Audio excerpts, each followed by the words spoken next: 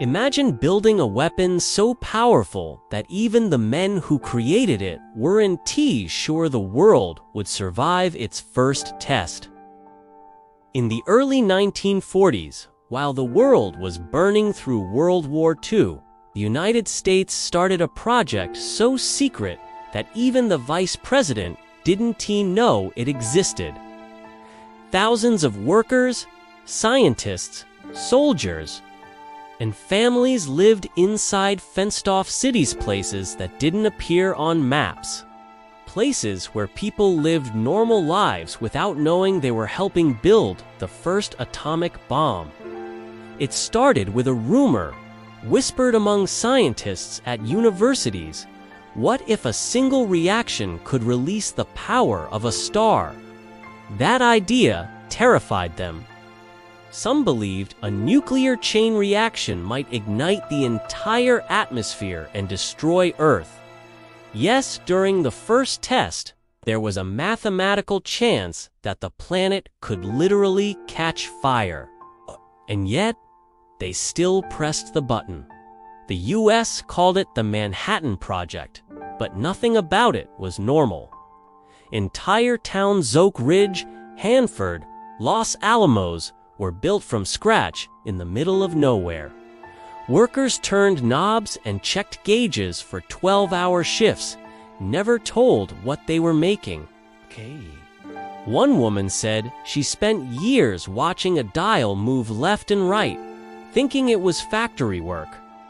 Only after the war did she realize she had been controlling uranium for a superweapon that would change history forever. Scientists live double lives, parents by morning, world-ending theorists by night. One physicist, Richard Feynman, broke into locked filing cabinets just to prove the military security was weak. They banned him from funny business. He continued anyway. Then there was Oppenheimer, the soft-spoken genius at the center of everything. He pushed his team with a calm intensity that terrified them. He read Sanskrit and quoted ancient texts while discussing nuclear fire. He once told his staff, "We need to work faster. The Germans might be ahead of us." That fear of Hitler building a bomb first was the fuel behind the madness. Even Einstein warned Roosevelt, "We must not fall behind." By 1945, a handful of scientists in the desert held the most dangerous object ever made. On July 16th at 5:29 a.m., the first atomic bomb was placed atop a steel tower in the New Mexico desert. The scientists took bets on whether it would work. One bet the bomb would be a dud. Another bet it would blow up the entire state. People miles away felt the heat on their skin. A blind woman said she saw the flash, felt it through her closed eyes. The fireball rose faster than anyone expected.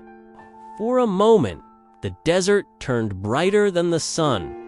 Windows shattered 100 miles away. Soldiers hit the ground, terrified by the shockwave.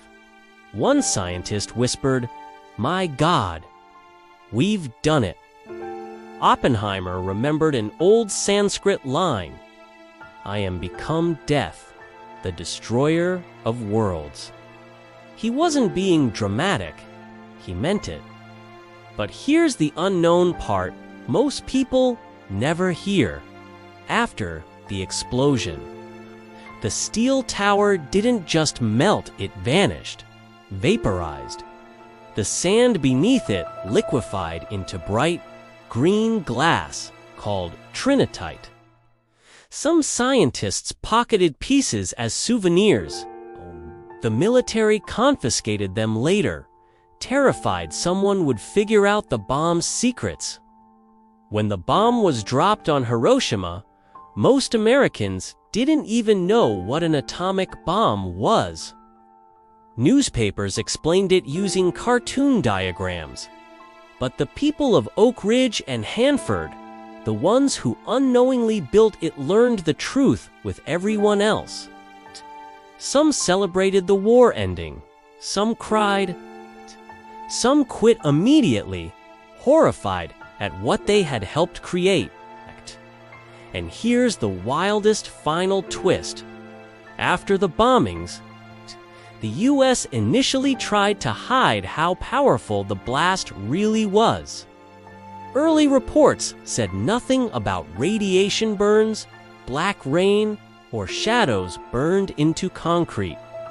But photographs leaked, soldiers talked, journalists snuck in. The truth spread. Humanity had entered a new age. One created by a team of people who weren't even sure the Earth would survive their first test. The atomic bomb wasn't just a weapon, it was the moment humans realized they could end their own world. And once that line was crossed, it could never be uncrossed.